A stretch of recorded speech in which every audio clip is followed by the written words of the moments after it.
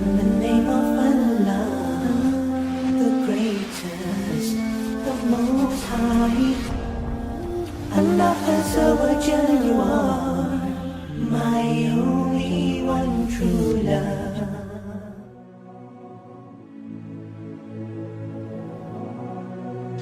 There was a young man who came to the Prophet ﷺ complaining to the Messenger ﷺ. He said to him, Ya Rasulullah, my father takes my money. He always asks me for money.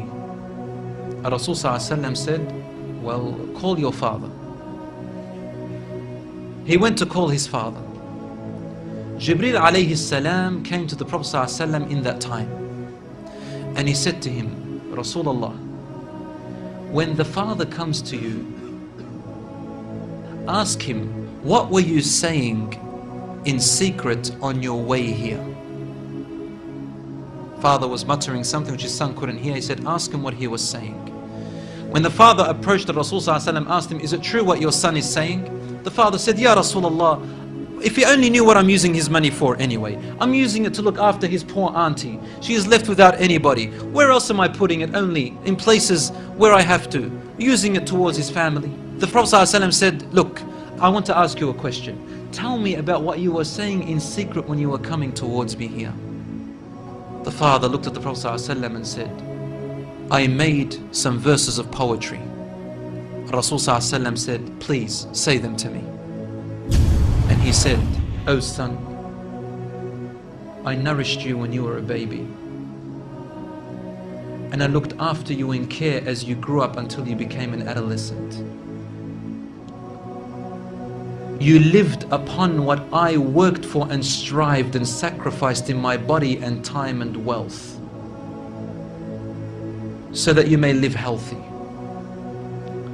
Whenever a night passed you, when you were sick or ill or coughed, I was the first to be up, carrying you and looking upon you with my heart, afraid if an atom or a little breeze would harm you in any way.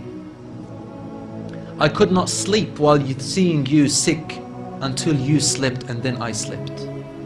He said, when I ceased to see you sick, it was as if I was the one who was sick and ill, and so my eyes would always overwhelm with tears, but you never knew. And then he said, and when you finally reached the adulthood, which all my life I was anticipating and looking forward to seeing you become that.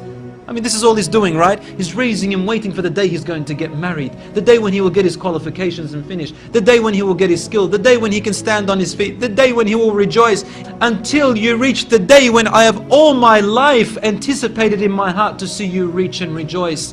You gave me a reward, and your reward was harshness and frowniness and mistreatment, as if I am the one who owes you and you owe me nothing. The way you treated me is like what a neighbor would treat his neighbor. I wish that you even gave me that. Al-Rasul ﷺ, he looked up at the father, and the father looked at him, and the Prophet ﷺ's beard was soaked with tears. From his emotion, Al-Rasul ﷺ grabbed the boy from his chest. He shook him and said to him, you and everything you own belongs to your father. This hadith is narrated in Ibn Majah. Today we see children taking their own parents to court because they took their house or their property. Allahu Akbar.